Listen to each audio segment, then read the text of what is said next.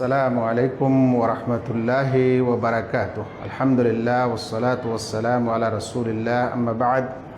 সম্মানিত ভাই সকল, বোর্ডে আমরা একটি আমাদের সালাফের খুব সুন্দর উক্তি লিখেছি। প্রথমে যেই মোটা অক্ষরে লেখা আছে সেটি হচ্ছে, হাল তা'লাম কাইফা তামুতুস সুন্নাহ বাইনান নাস। আপনি জানেন কি কিভাবে মানুষের মাঝে সুন্নত মারা যাবে? তারপরে ইবনু আব্বাস রাদিয়াল্লাহু তাআলা আনহু বলছেন, মা ইয়াতি আলান নাসে আম, মানুষের মাঝে যখন যখন কোনো বছর আসবে, ইল্লা আহদাসু বিদআহ, তখন সেখানে তারা একটি বিদআত আবিষ্কার করবে।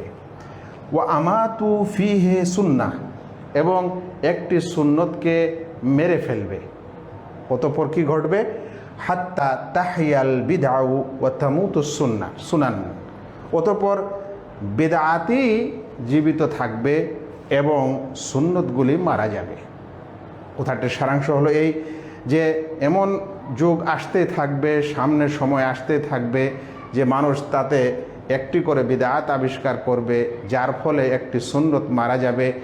তারপর এমন এক যুগ আসবে যেই যুগে শুধুমাত্র বিদআতগুলি জীবিত থাকবে আর সুন্নত সেখানে থাকবে না।